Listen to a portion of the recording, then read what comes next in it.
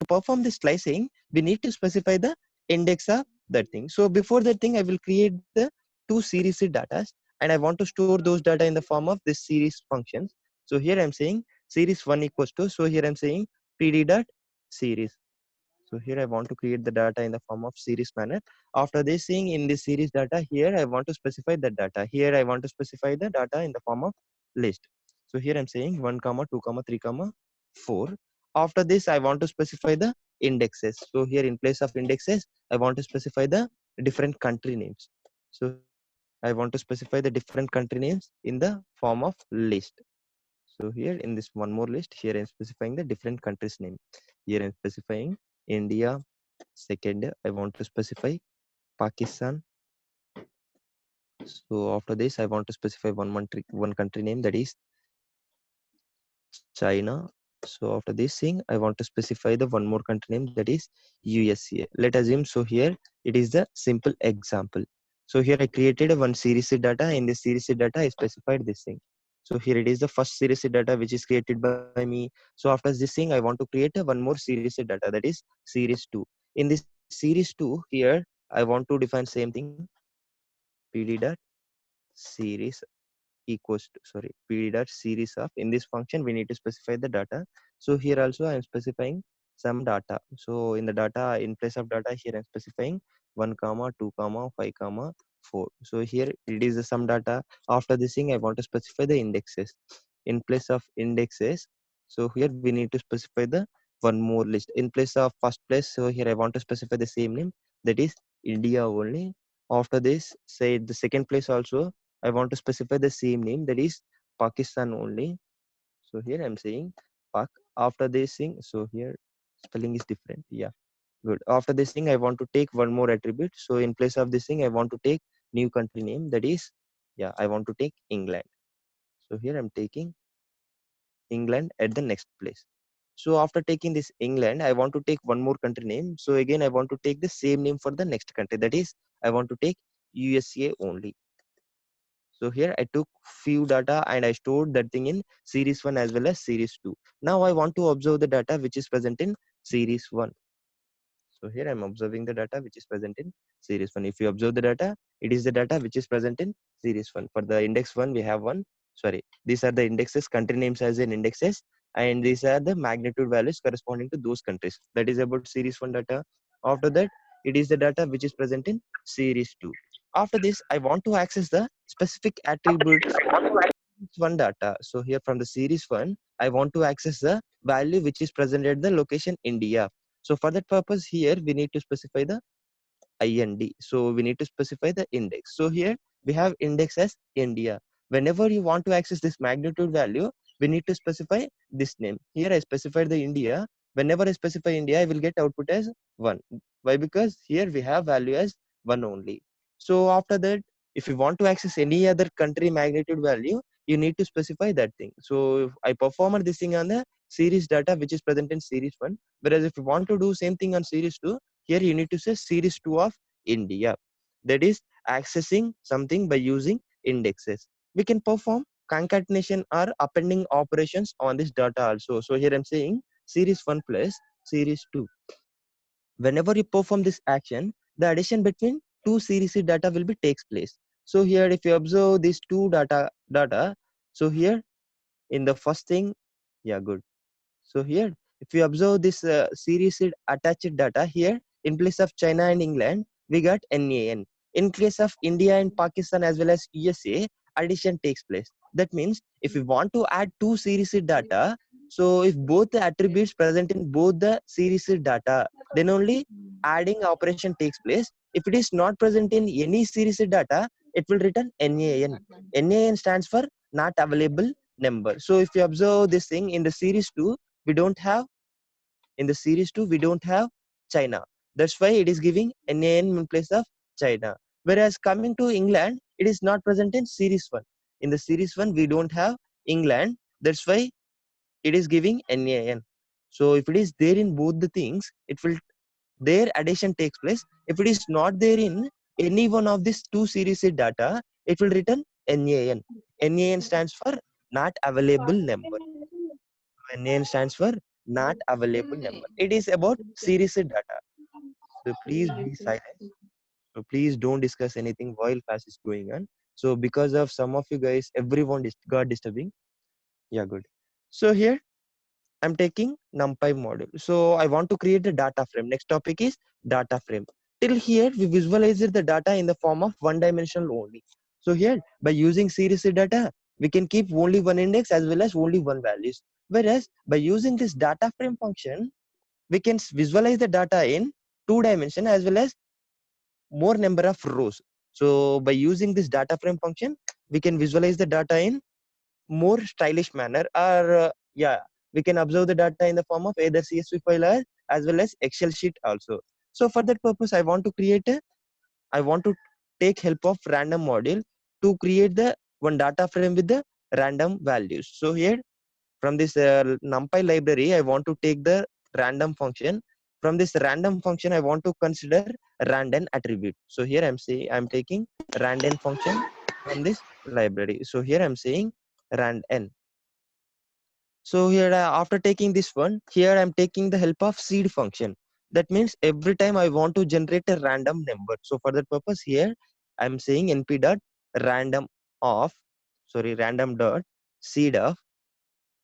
So in the range of 1 to 101. So every time it will ready to generate a random numbers. To generate a random number continuously from this NumPy module, here I'm taking random seed attribute. So here I'm initializing this random seed with 101. Now I want to create one data frame. So for that purpose, so like series function, we have data frame attribute which is present in this pandas. So here I want to store the data frame in the df attribute. So here I'm saying pd dot data frame.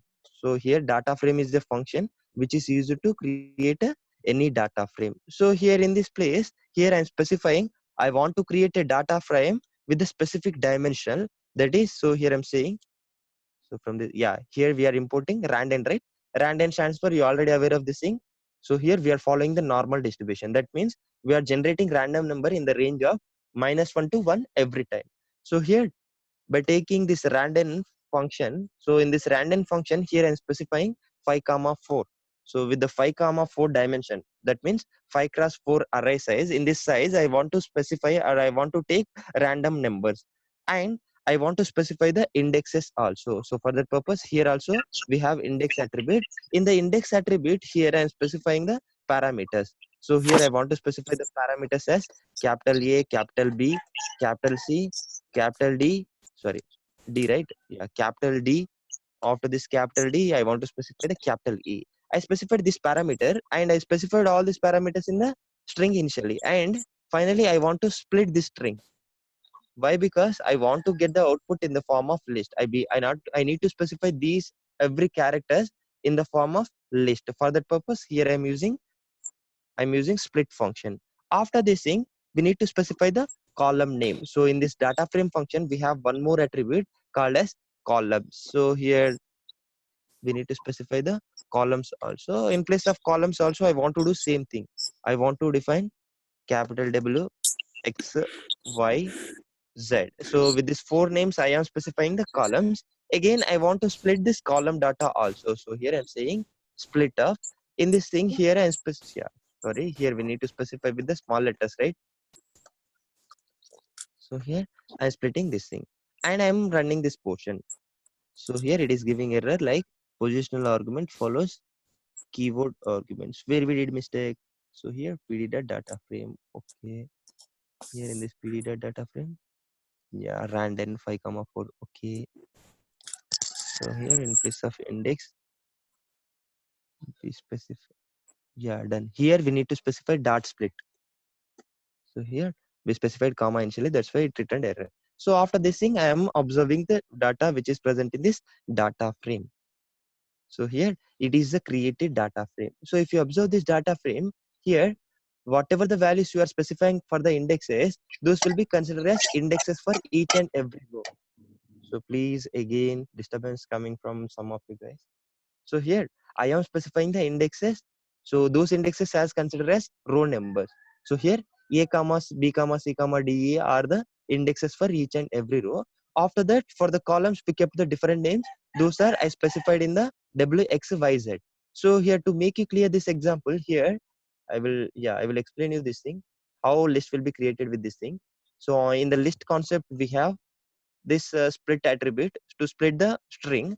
So in the split function, if you don't specify the attribute or if you don't specify the separator, by default it splits by using the spaces. So here, for each and every character, I kept the space. That means here each and every attribute will be splitted, each and every character will be splitted, and these all characters will become in the form of list. So here, if you perform split function, if you apply split function on it, here one list will be created with all these characters. So here one list will be created with this character double x y x. So here we need to keep z, right? Z. I'm running this portion, and again I want to modify that thing here also. So here, whenever you apply the split function on this list, sorry, this string will be splitted and output will be in the form of list. That means here we specified list only. So here also we specified characters in the form of list. Here also we specified the characters in the form of list. So in this list we have characters like a comma b comma c comma d comma e. Those are coming in the form of these rows, and these are coming columns are coming in the form of columns. So here it is a basic data frame which is created by us. So if you want to access the specific column from this data, so if you want to access the specific column from this data, here we need to specify the data frame name first. So here we stored this entire data frame in this df variable. So here in this df variable, whatever the column you want to access, you need to specify that column name. So here I want to specify the column name as capital W. So here, whenever you specify the capital W, so here it is the values which are present in this entire column. So here I used the data frame name. After specifying the data frame name, here I specified this thing. Please, can anyone drop this board?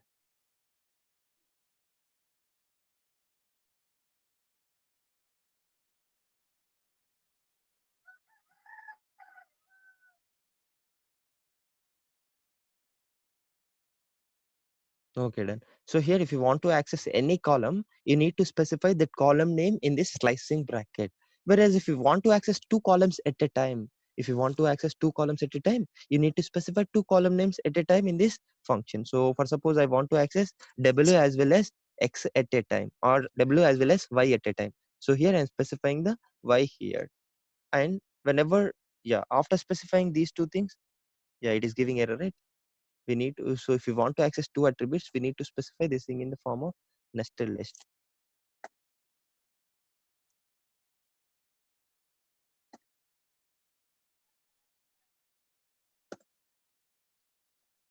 So here, whenever you specify this thing, so here it is the data which is present in the both the columns. So here I accessed the data which is present in the column W as well as the data which is present in the column Y. So here, based on your requirement, you can take the any column data. So to access this data, we can use the SQL syntax also. SQL syntax is nothing but if you want to access the data present in the W column, we can specify that column name.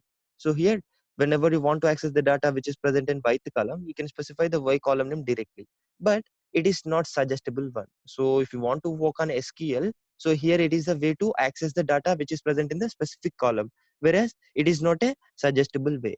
So whenever you access the data from any column, so that will be in the form of series data only. So here I want to observe the data type of this data. So I want to know the type of this data which is in the form of, so which is present in this W. So whenever you observe the data type of this thing, it is in the form of series. So in the pandas we have, in the pandas core module we have series function. It belongs to series data type. So here whatever the data you are accessing from the data frame, that will be in the form of series manner.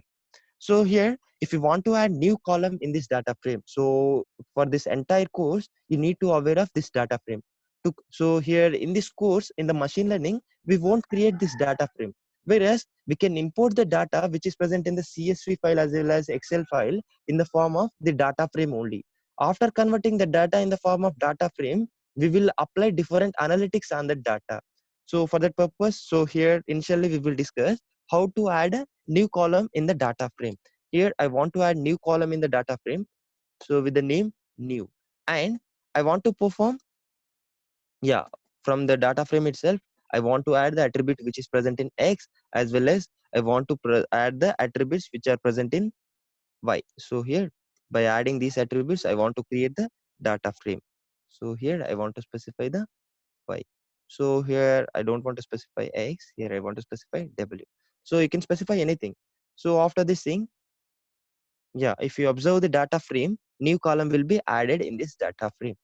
So here, if you observe this data, previously we have W, X, Y, Z only. Whereas coming to this example here, new column also added. Whenever you want to add the new column, so here you can perform this action. So here df of new. So here you need to specify the column name here. Whatever the column name you want to specify, you can specify that column name, as well as whatever the values you want to specify, you can specify those values also. So here if you want to specify some values in the list, you can specify values also. Whatever the values you want to specify, you can specify those values dynamically. That is not a mistake thing. So here it is the syntax to add any column in the data frame.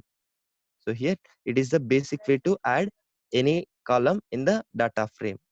So after this thing, after adding this column, so here I want to remove the any column in this data. To remove the any column from this created data frame, we have drop function. To remove the any column, we have drop function. In this drop function, we need to specify the row name as well as column name. So if you want to remove the any row, we need to specify the row name. Whereas if you want to remove the column, we need to specify the column name. So before this thing, I want to observe the data which is present in the data frame. So here it is the data which is present in the data frame. In this data frame, I want to remove the column. So I want to remove the new column. So for that purpose, in this drop function, we need to specify that column name. In this drop function, we need to specify that column name. Whereas if you want to remove the any vertical axis, or if you want to remove the any column, here we need to specify axis equals to 1.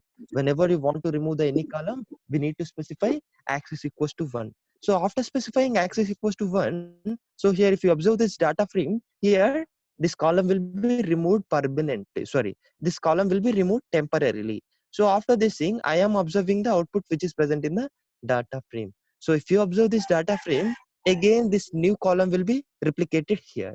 Whereas if you want to remove that name column permanently, here we have one more attribute, that is in place. So here if you specify in place equals to true, so by default this in place equals to false. So that's why that won't be removed permanently. If you want to remove specific thing permanently, here in place of, so in here in place of in place attribute, we need to specify true. If you specify in place equals to true, that will be removed permanently. So here if you remove this thing, yeah, after this I am observing the output which is present in the data frame. So if you observe this output here, this column will be removed permanently. Whenever you want to remove the any column permanently, we need to use drop function. So after this thing here, so if you want to remove the any column, we need to specify that axis equals to 0. So here I want to remove the row E. So I want to remove the, yeah, row E. For that purpose, what we need to do here, we need to specify the data frame name. After that, we need to specify the drop function. After that, we need to specify the column which we want to remove. I want to remove the, sorry, row E. So here I want to remove this entire row. So after this thing here, I want to specify axis equals to 0. Whenever you want to remove the any row, we need to specify axis equals to 0. And I'm checking this output. Whenever you observe this output in it, this row will be disappeared. That means we deleted this row. And after this, if you observe the output, that will be replicated again. Why? Because we did not remove that permanent row permanently. We removed that row for one instance only.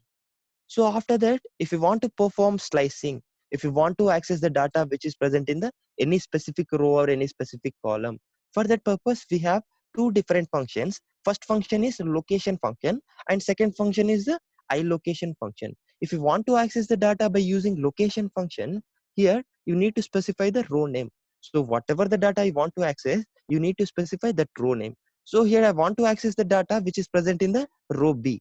So here if you specify row B, here it will return the data which is present in the row B. So in the row B, we have data like 0.65 something at the W location. At the Y location, sorry, at the X location, we have this value. So here, these all are the values which are present in this row B. So here, whatever the row data you want to access, you can specify that row name. So whenever you access the data by using location function, you need to specify that row name.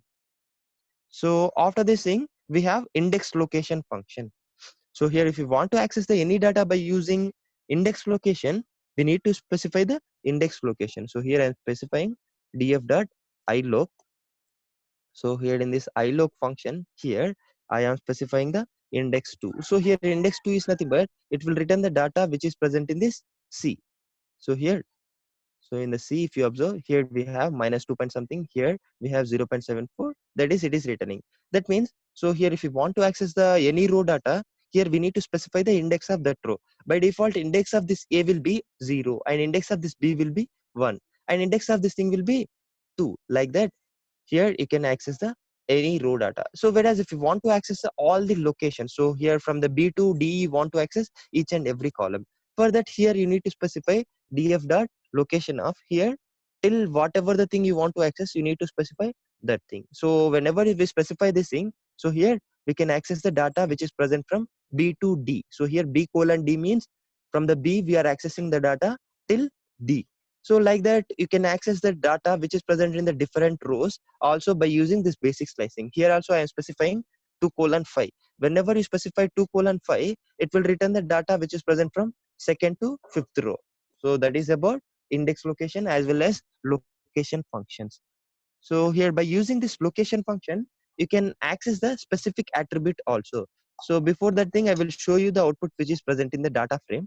So here in this data frame, we have, this is the entire data. From this data frame, I want to access the specific value. I want to access this minus 0.3193 something. So I want to access this value. To access this specific value, here we need to specify the data frame name and we need to specify the location of the data. So initially we need to specify the row number. So here this value present in the row B. So here we need to specify that row number. So here it is present in the row B. Here I'm specifying the row B. After this thing, we need to specify the column number. So here it belongs to column X. So for that purpose, we need to specify the column X here. After this thing, I am executing this portion. Whenever you execute this portion, it will return output like this value. So here, by using this location function, you can access the specific value also. Again, my laptop battery is getting down. So today also I have power problem. No problem. We will discuss till my laptop is shutting down. Okay, done. So here it is about accessing the specific attribute from the data frame. Whereas if you want to create the new data frame by accessing few attributes, again we need to use data frame function.